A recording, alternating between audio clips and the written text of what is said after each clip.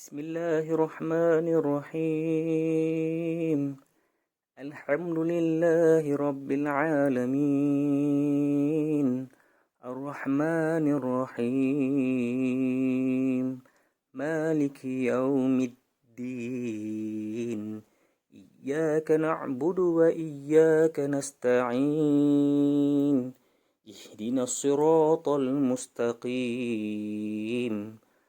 صراط الذين أنعمت عليهم غير المغضوب عليهم ولا الضالين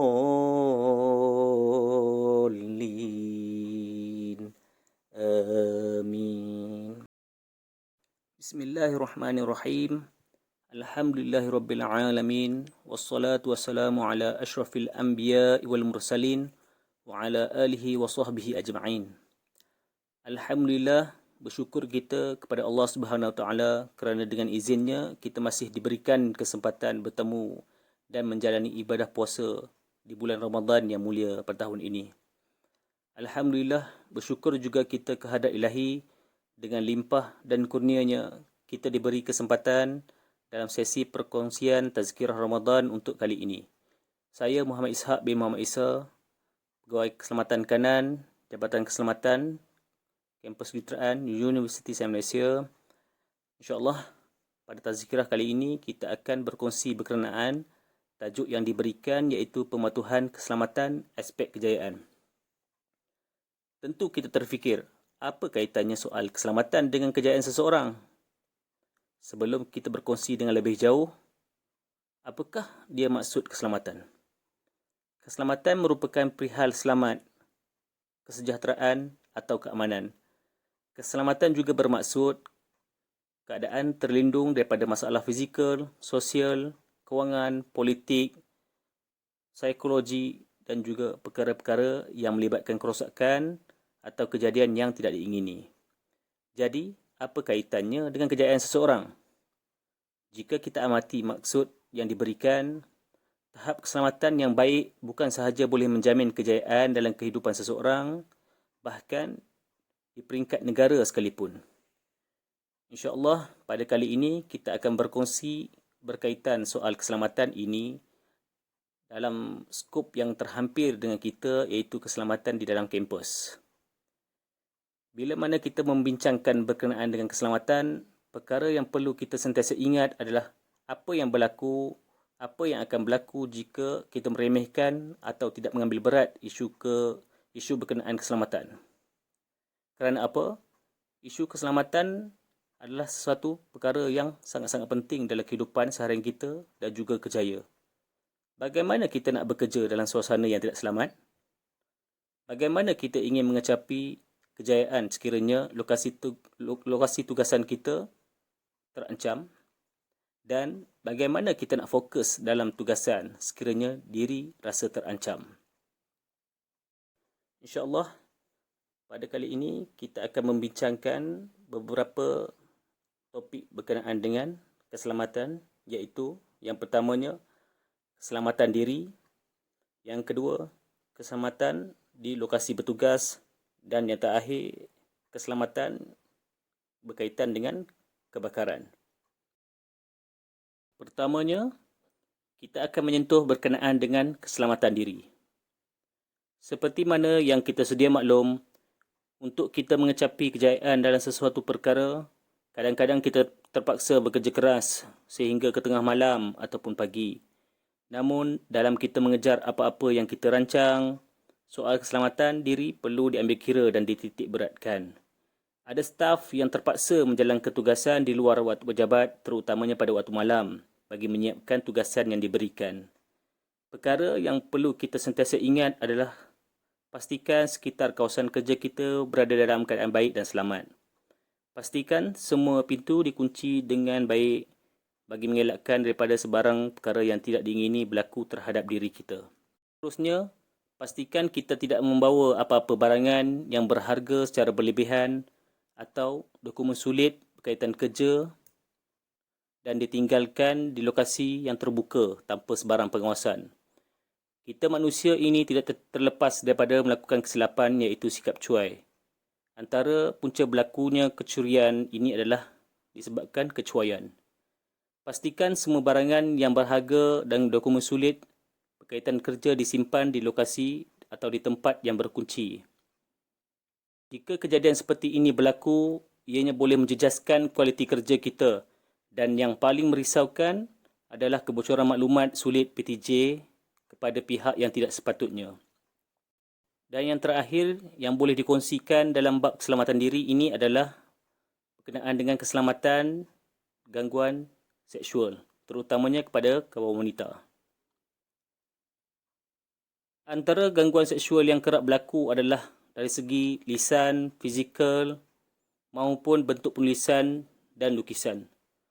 Gangguan seksual ini sememangnya memberi kesan yang negatif sehingga boleh menyebabkan tekanan perasaan kepada mangsa.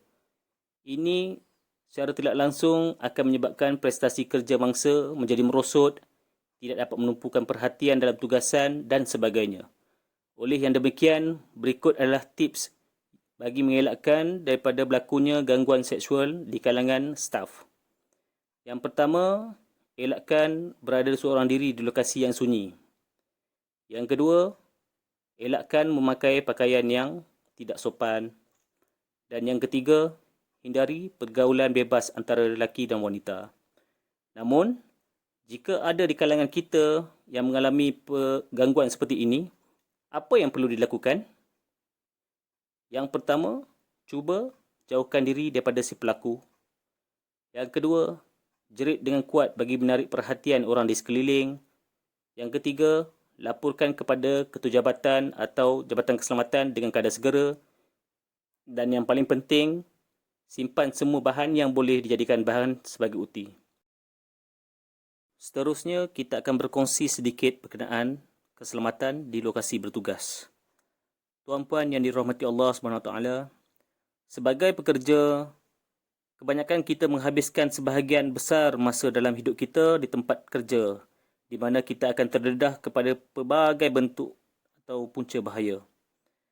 Tempat kerja yang kurang selamat boleh mengakibatkan sebarang bentuk kes jenayah, kemalangan dan risiko iaitu yang boleh memudaratkan kita dan menjejaskan kualiti kerja kita. Oleh yang demikian, mahu atau tidak, kita sebagai warga USM perlu menitik beratkan soal keselamatan di tempat kita bertugas. Suka saya ingatkan diri saya dan tuan-puan, kita perlu jaga apa jua yang ada di tempat kerja kita seperti mana kita jaga rumah kita sendiri. Jangan sekali-kali kita mengambil remeh berkenaan keselamatan di tempat kerja kita. Apa yang paling penting ialah buang jauh-jauh ayat ini. Lantaklah. Bukan harta benda aku pun. Untuk makluman, rondaan keselamatan yang dijalankan oleh Jabatan Keselamatan kerap menemui pintu dan tingkap yang tidak dikunci. Perkara seperti ini akan membuka ruang yang luas kepada kes kecurian terhadap barangan peribadi dan yang paling kita khawatirkan adalah kecurian aset harta benda universiti. Kenapa di rumah kita boleh periksa pintu dan tingkap untuk pastikan semuanya berkunci, tapi kita tak boleh melakukan benda yang sama di tempat kerja kita? Oleh yang demikian, sebelum kita balik dan keluar dari tempat kerja kita, pastikan semua tingkap dan pintu ditutup dengan baik. Jika ada sebarang kerosakan pada pintu atau tingkap, laporkan berkenaan kerosakan dengan keadaan segera kepada pihak yang bertanggungjawab. Dan yang terakhir yang akan dikongsikan pada kali ini adalah keselamatan kebakaran. Antara perkara yang berkaitan keselamatan di tempat kerja yang perlu dititik beratkan oleh kita semua adalah keselamatan kebakaran. Kebakaran boleh berpunca daripada pelbagai faktor, antaranya masalah teknikal, dan yang paling kita perlu elak adalah akibat daripada kecuaian kita sendiri. Oleh yang demikian, perlu kita ingat, sebelum meninggalkan tempat kerja, pastikan semua peralatan elektrik ditutup dengan sempurna bagi mengelakkan perkara yang tidak baik berlaku. Sekiranya kes kebakaran berlaku di tempat kita bertugas, ianya banyak memberikan kesan negatif yang boleh mengganggu proses kerja dan menjejaskan pengurusan, kewangan dan lain-lain. Tuan-puan yang dirahmati Allah SWT, saban tahun kita akan jalankan latihan kawat kebakaran. Latihan ini amat-amatlah penting walaupun telah kerap kali dilakukan. Namun, ada juga di kalangan kita yang tidak memberikan kerjasama yang baik semasa latihan dijalankan. Biar berapa banyak kali pun latihan dijalankan, kerjasama yang baik bagi melancarkan latihan adalah amat-amat diperlukan. InsyaAllah, dengan latihan yang dijalankan, bantuan awal dapat diberikan dan ini dapat mengelakkan daripada kejadian yang tidak diingini seperti kehilangan nyawa, sebarang bentuk kecederaan dan dapat menyelamatkan harta benda universiti. Puan-puan yang dirahmati Allah SWT, hanya tinggal beberapa hari lagi untuk kita menyambut Hari Raya Aidilfitri. Oleh yang demikian, bagi mana-mana staf yang hadir bertugas, pastikan semua tips berikut dipatuhi sebelum pulang ke rumah dan bercuti. Yang pertama, pastikan semua tingkap dan pintu dikunci dengan baik dan sempurna. Yang kedua, pastikan semua peralatan elektrik dimatikan. Yang ketiga, pastikan semua barangan berharga milik PTJ maupun persendirian disimpan dengan baik. Dan yang terakhir, pastikan semua dokumen sulit milik PTJ disimpan di tempat yang berkunci. InsyaAllah, jika kita menitik beratkan soal keselamatan dalam kehidupan seharian kita, ini dapat membantu kita memperolehi kejayaan di masa hadapan. Akhir kalam, di kesempatan ini, saya mewakili Jabatan Keselamatan Kampus Juruteraan ingin memohon ampun dan maaf kepada semua warga kampus sekiranya ada sebarang salah dan silap dari segi perkataan maupun perbuatan semasa bertugas. Selamat Hari Raya Aidilfitri. Maaf zahir dan batin. Wabillahi taufiq wal hidayah. Wassalamualaikum warahmatullahi wabarakatuh.